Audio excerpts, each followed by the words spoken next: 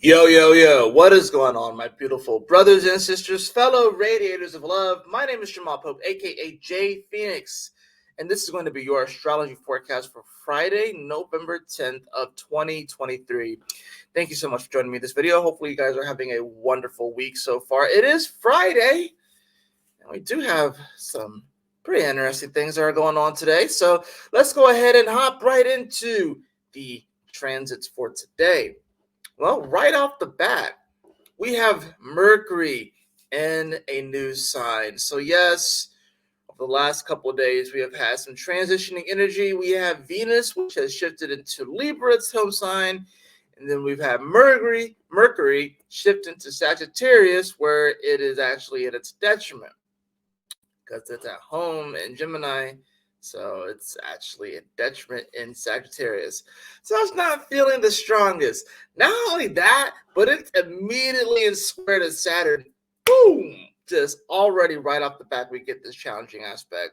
Mercury here, after doing its investigation in Scorpio, now it's about like, well, what do I believe in? What am I aiming for? What is my vision? And immediately comes to this square with Saturn. Saturn, the planet of time in Pisces, and it just came out of its retrograde, but things are still a little bit murky. Things are still a little bit slow. Timelines are still flying all over the place and colliding with each other. And now Mercury is trying to make sense of all of this while it's in detriment. Not easy. I have Mercury in Sag, so this is actually my natural state. My natural energy is Mercury in Sagittarius, right? I have it at 16 degrees of Sag, so I'm about to have my Mercury return. Mercury in Sagittarius, as someone who has this natally, I find that Mercury in Sag is an energy that can definitely make for someone who can be, very optimistic, can be pretty happy-go-lucky. The problem is that a lot of times what you may see in your mind and the visions and stuff like that may not necessarily line up with reality. And then when it doesn't line up with reality, there could be a tendency to want to jump ship. You got to remember this is mutable fire. So it's going to be a time where we can definitely be inspired. We can have like these inspired and motivating thoughts, but actually keeping some sustainability within these and actually seeing these things through to the end. That's the thing about it. Mercury and Sag will have like an incredible imagination, all of these different ideas and epiphanies and stuff. But then when it comes down to actually solidifying something and actually sustaining that epiphany, sustaining that idea, that's a whole other story. That's been the story of my life. I've had, especially when it comes to writing and books and novels and all this sort of stuff, millions of ideas. I'll get super excited and I'll get super motivated. I'll start a project and then it doesn't go anywhere.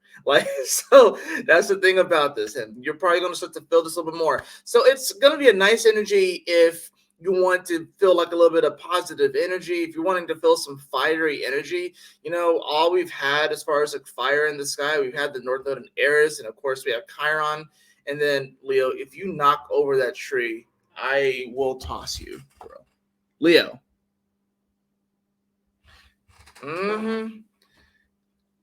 If we come home and that tree is knocked over, we're not going to be happy. So the main fire that we've had, of course, is all this Aries energy. As far as Leo, it's just Black Moon Lilith that's there. So now we have Mercury and Sag. So this is going to bring about, it's going to bring some motivation more up, some more inspiration. It's going to bring some fiery energy, some passion back to the forefront. But like I said, with this square to Saturn, immediately challenged by like, well, what is real? Because Saturn is about what is real, and it's in Pisces. It's about, well, we can make your dreams come true, and that there is infinite possibilities. It's still at 0 degrees, infinite possibilities. This is like 7 of Cups to the extreme. It's like 7 of Cups raised to like the 5th or 6th degree or something like that, where it's like all of these different options, all of these different ideas, all of these different roads, and then trying to discern based off of what we believe to be true and based off of all the investigation that we have done, while Mercury was in Scorpio on what direction to go. And Saturn's going to be like, you can just pick. I mean, there's many different timelines here and stuff, but just know that you got to commit to this path. Mercury in Sag is very much so like is inspired by, I will say that Mercury in Sagittarius is sort of inspired by the idea, but gets almost sort of addicted to inspiration. Almost gets sort of addicted to that moment. It's like, oh, the epiphany, and gets addicted to that part. But then when it comes to actually like taking that idea and actually allowing it to grow, that whole part Mercury Sagittarius doesn't like because it's boring. Right? It's boring. It's mundane. It's not as exciting as having the idea itself, but actually taking it and actually growing it. That part is what Mercury Sagittarius doesn't like, which is why Mercury doesn't like to be there, right?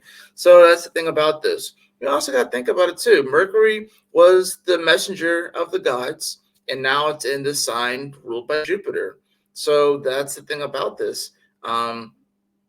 Mercury now is kind of, and since Jupiter is all the way over in Taurus, mind you, retrograde, mind you, so Mercury is now having to pretty much kind of like deliver the messages to the gods and stuff. And that's the other thing about this. Mercury just came out of the underworld, right? Just left Scorpio land, came out of the underworld, and now is going into the heavens, if you will. And now it's going to be delivering those messages. So it's definitely a very interesting time to see this Mercury come into Sag. The other thing, of course, that we have to consider is that the moon is going to be coming into its balsamic phase today. Once it hits 18 degrees here, it's going to be within 30 degrees of that sun, which means that we are in that final 30 degrees, which is the balsamic phase. It is the dark days of the moon where you can barely see the moon. And this is going to be a time, especially a dark moon in Scorpio. This is like advanced darkness, right? This isn't just your average everyday darkness. This is advanced darkness. And if you know, you know. But this is going to definitely be an interesting time. You got the Mars that's coming into an opposition with Uranus. Won't quite happen today, but will be more of a tomorrow aspect, and it's not going to be necessarily the easiest energy to navigate. I think having the Mercury come into Sag is a very nice thing because at least it gives us a bit of a boost, and it's going to give us this opportunity to have like a bit of like this vision to be able to kind of see through the darkness. But then this moon in Libra, like I said, is trying to find the balance, trying to find the harmony, especially emotionally wise, but it's coming up on that south node. So this is going to be, people are going to start bargaining, making probably like stupid bargains, stupid deals that really aren't going to bring any long-term success or any long-term solutions, but it's going to be like that quick, short fix kind of deal. And you want to just be careful about that, especially with the Mercury and Sag. You can get very wide and bright-eyed, right? Very much so naive, thinking that whatever it is that may be presented, whatever, whatever deal or whatever, offer may be presented, but then may not be able to see all the way through, especially with the square to Saturn, right? So there's going to be this challenge here. It's like, well, is this in integrity? You know what I'm saying? Saturn's all about integrity. Is this in integrity? Is this in spiritual integrity? Especially because it's in Pisces, right? Is this going to lead? Is this going to just, are you just looking to escape right now? Or are you actually looking to build something and sustain something? Because these dreams that we all have, they're there to they're not just there to be dreams, right? But it's about taking those dreams and actually doing something with it, building it, actually like creating it, manifesting. What is the third house to Pisces? Taurus. So in many ways, we do speak these things into existence, but we don't realize it. We can speak these things into existence. That's what spells are, right? Now, there's a buffer time, there's a buffer zone, thankfully. If every single thought we had manifested immediately, that'd be fucking nuts. But that's the beauty of the third dimension, is that things don't manifest immediately. Because if things manifested immediately, shit, this world would be infinitely crazier than it is right now. And that's the thing. That's how things manifest on the other side. Things manifest super fast. So in many ways, I feel like we actually come down here to fine tune our manifestation abilities. Because when we go back to the other side and things manifest a lot quickly, man, you think of an elephant in the room and the elephant's there immediately. But there's a buffer time, there's a buffer zone, right? So, you know, and now, of course, we have Mercury, which is going to be the cool thing about this is that Mercury now is in the 10th house to Pisces. It's in Sag, right? So there's this element where it's that we're kind of almost like at the foot of the mountain, if you will, and we're ready to kind of climb, right? We're ready to kind of climb. We're ready to, like, climb this mountain, get to the top. And we have to really believe in the quality of what we bring to the table wholeheartedly in order to really see this thing through. That's really what this comes down to. And, connecting with those people that are, going to, help us along the way, people that are also in vibrational integrity, people who, are also on, that similar path, if you will. It's an interesting energy. I'm not gonna lie. I mean, it's like, as far as like for me, and someone who's been like pretty much looking at these things every single day. Now that I'm looking at these things like every single day, and it's like, all right, well, how is today different? Okay, how is today different? And now that Mercury's in Sag, and I'm like very aware of it now because I have this natally and stuff, and seeing it in square to net with Saturn to Pisces. The last time we could have seen this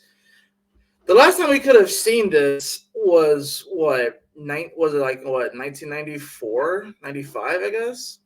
Because I'm trying to think. In 94, no, it probably yeah, it had to have been 95, because in 94, when Saturn was at this part, Mercury was actually in Pisces as well. It was at around 5 degrees of Pisces the last time that Saturn was here. So it had to have been like 95 was the last time that we could have even seen this transit.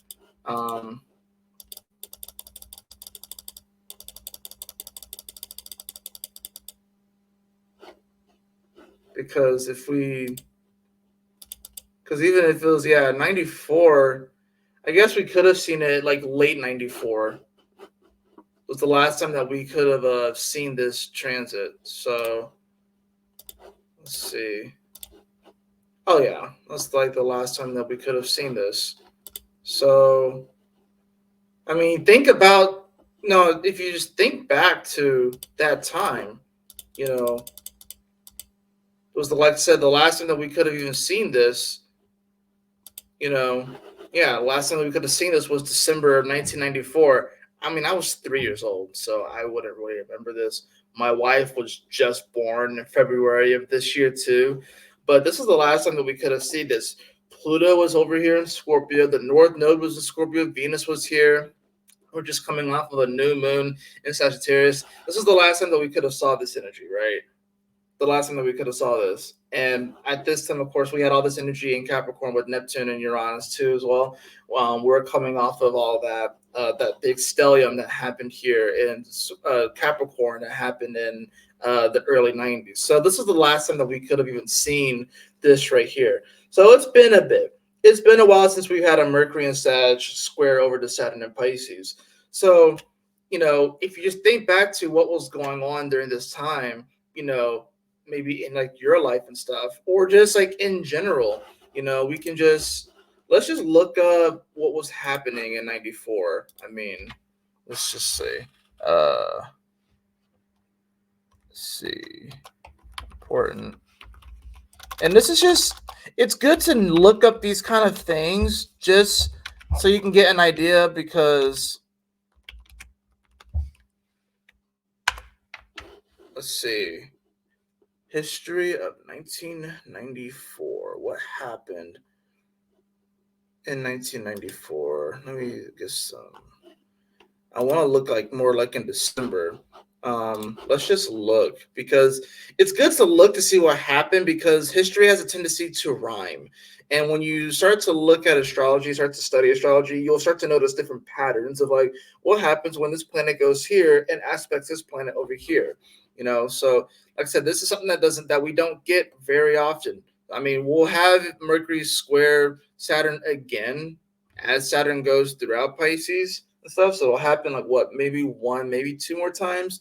But at the same time, like you don't get this very, very often. So I can even say that like, since this was the first time it happened, I guess you could say technically, if you go to like the last time it happened, I mean, this is the first time it happened, at these degrees. So this one's happening at 0 degrees. This one happened at 6 degrees.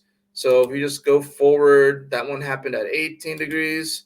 And then see this one, yeah, this one it didn't even happen. So I mean, you go forward, yeah, you go forward another year, right? And then let's go back a few months. You know what I'm saying? So yeah, the last time it happened was like 94, 95, essentially. So let's just and let's just see what happened back here in 94 and stuff. And we can look, so we even go up to 95 and stuff like that. So let's see what was going on. And let's see, Rwanda genocide. That's a big deal. First Chechen War, President of Russia named Russian President Boris Yeltsin orders Russian troops into Chechnya. Bomb explodes in Philippines. Construction begins in Three Gorges Dam. Palau becomes a member of the United Nations. Four armed Islamic groups of Algeria, armed Islamic group, aircraft hijacking. Sees control of Air France Flight 8969 where the plane lands at Marseille. Shit. Yeah, I mean, what if we just the year itself, or maybe let's look up 95. I mean, I picked 94 because it's closer to the degree, and that makes the most sense. You know what I'm saying? Um, as far as like what happened in this year. Let's see what else happened in 94. Let's see. Let's just go to December. Ernesto Zedillo inaugurated as president. That's just music history. Let's see. A lot of music history stuff, SEC championship, whatever. Let's see. Orange County, California files for bankruptcy. Warner Brothers announced the fifth TV network to start. Radio history. Let's see what else we got here. Sports history, indicted on tax evasion shit. So there's a meteor that passes within 100,000 kilometers of Earth. That's pretty interesting. Let's see.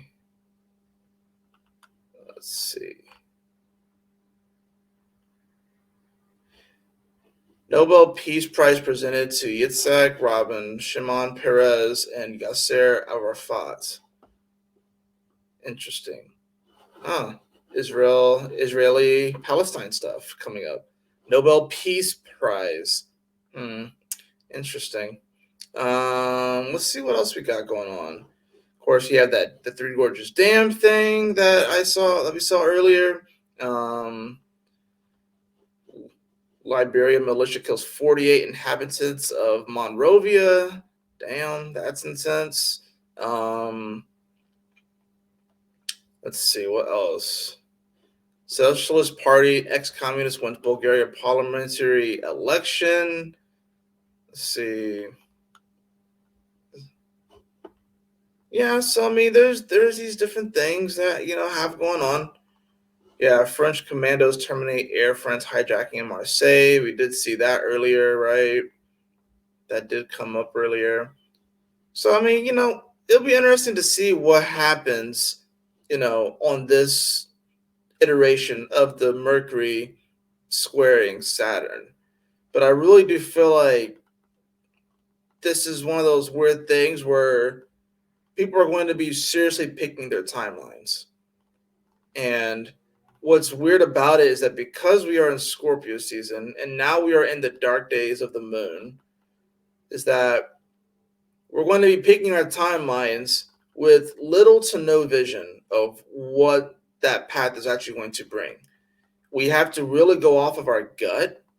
We have to go off of our intuition, and we can't be afraid to move into uncharted territory, especially with this being a 0 degree. Especially with this being a 0 degree, we can't be afraid to move into uncharted territory. So I think that's really what this comes down to. Um, I was just trying to show you some things to kind of give you an idea of how this aspect can play out and stuff. We're really going to see this aspect really being strong for today and then maybe tomorrow. But Mercury, like I said, is going to be coming off of that 0 degrees. Oh crap! Hold on, let me go back to hours, not days. But yeah, so we're really going to see that mainly for then. By the end of the day, what I'm saying, going into the next day, we're going to see Mercury hit that 1 degree. So it'll be like a full degree off of the square to Saturn. That moon's going to be at 22 degrees, getting ready to conjunct the south node and oppose the north node. And you have Mars, which is getting ready to oppose Uranus. So it's definitely gearing up for a pretty intense weekend and coming into that new moon in Scorpio. Today is going to give us an opportunity, like I said, to be inspired and be motivated to move towards something. But at the same time, especially since this is Sagittarius and Pisces energy, this is going to be definitely like a lot about beliefs, a lot about religions and stuff like that. And with the Mars, the planet of war, getting ready to oppose Uranus, which is in the sign of Taurus, which is all about values. And Scorpio, in many ways you can say is shared values. That's the weird thing that's being uncovered right now. That's the weird thing that Mercury was uncovering, but we're not going to get the full picture of was the shared values that people have. But people don't think that there's a common ground with a lot of these things, but there absolutely is.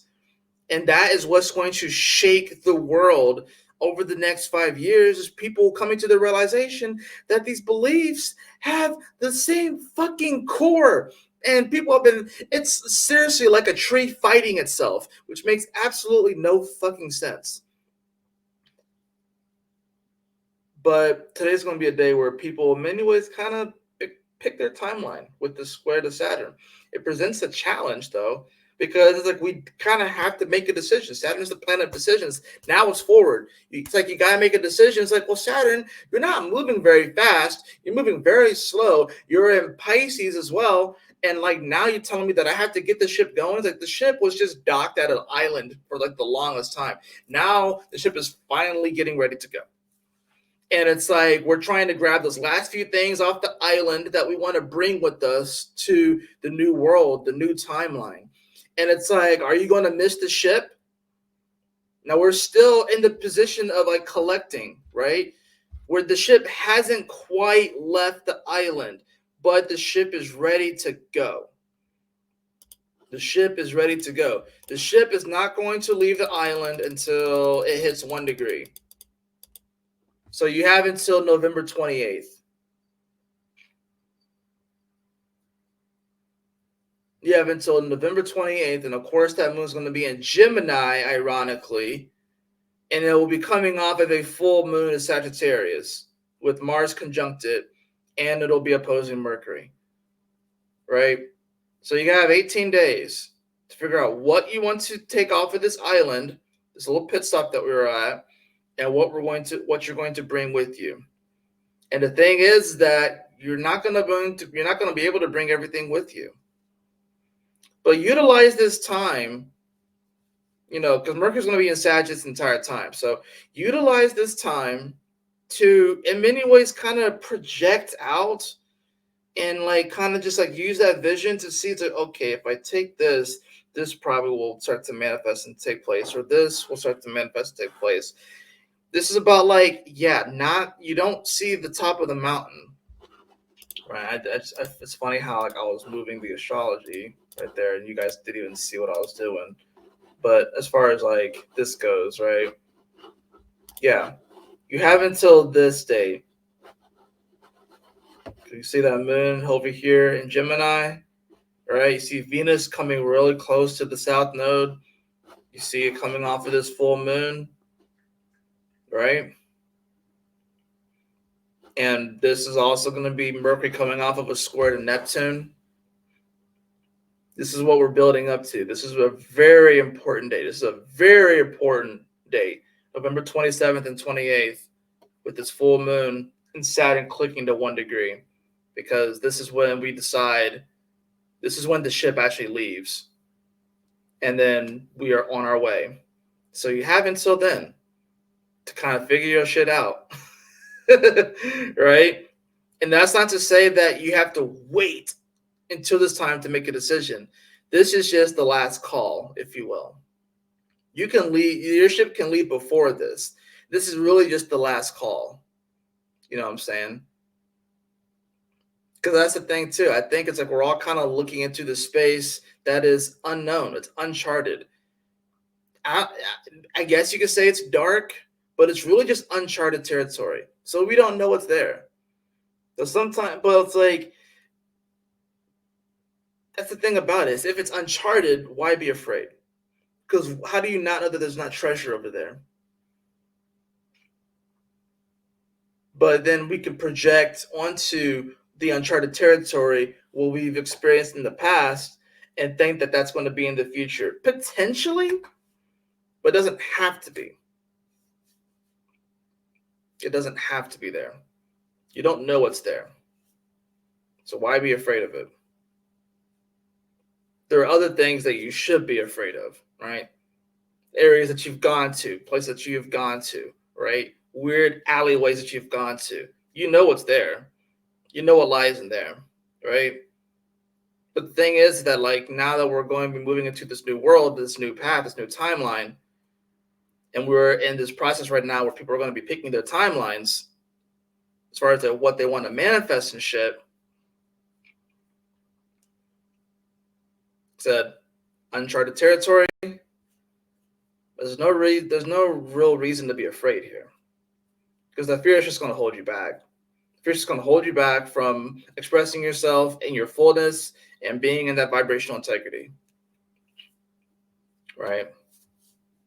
I know it can be scary just simply moving into uncharted territory, but there's nothing to be afraid of. There's nothing to be afraid of.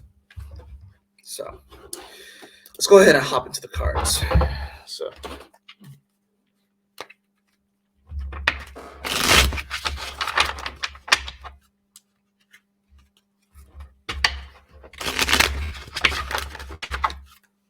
let's see if I get a good shuffle today. These last few days I've gotten the Fool card and I've gotten the Magician card. Let's see what we get today. It's been like all major arcana too. So it's been all major arcana. Let's see what we get today.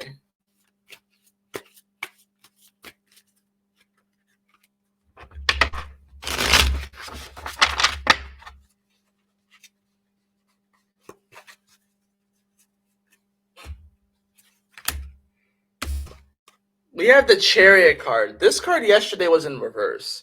Now it's upright. So this is, I think, the signal that the ship is pretty much ready. And this is like last call. Gather all the things that you want to get. This is like when you go on a cruise and spend some time at the island, right? And you want to get maybe you want to get like 8 or 12 hours at the island, right? And you're doing all your shopping, you're trying to find things that you want to bring with you, right? We're like, since it's at 0-1, right now, where is it at? It's like it's 0 degrees 32, right? So it's halfway. You got about 4 hours left on the island, right? To gather all your shit. 4 hours is not that long, but the ship is about to leave. And it's about time. It's like, this is about arriving. This is about trusting where we're going, trusting our vision, and moving into that space and not being afraid to move into that space. That's what this really comes down to. That's going to be followed by the Three of Pentacles. You can't do this all alone. This is about connecting with the right people that share your values and that have a common goal. I think that's what a lot of people are missing, is that there's like the common vision, the common goal of humanity. What is it? What is it? I mean, we have to start small. You have to start local as far as like what you can do. But the only way that you arrive and that we win, teamwork makes the dream work. This is teamwork makes the dream work. 100%. You can't do this all by yourself, right? Maybe you're afraid to reach out and connect to people. This is the Nine of Swords in reverse, though. So yeah, we are waking up from the dream. We are waking up from the dream. And instead of being like this, we have to be like, okay, you know what? I made it through that storm. I'm here. Let's move forward, right? I can sit in this bed all day thinking about the nightmare, or I can get up and start moving. Well, what if that boogeyman's out there? Then dance with them, chat up with them, have a coffee with them. Or if he really is that big of a dick, punch him in the face. I don't know. But don't just sit there and do nothing either, because life isn't going to change for those that just sit there and do nothing. We are in a time period. We are back in the Revolutionary War energy, right? And the people that we remember are the ones that did something. You got to remember, a lot of people back then didn't care. They didn't care to try and revolutionize. They didn't care to separate themselves from England. And they came to the new world, but they were still attached to the old world. They were still attached to the old world, and they were like, oh, I don't want to just cause this discord in my life, whatever like that. I don't want to really push the buttons, because if I push the buttons, then my way of life is over. And then, oh shit, what if they come after me and shit? I don't want to disrupt what I have going on. So many people right now don't want to disrupt what is happening, but it's going to get disrupted for you. So you might as well be the one doing the disrupting. So,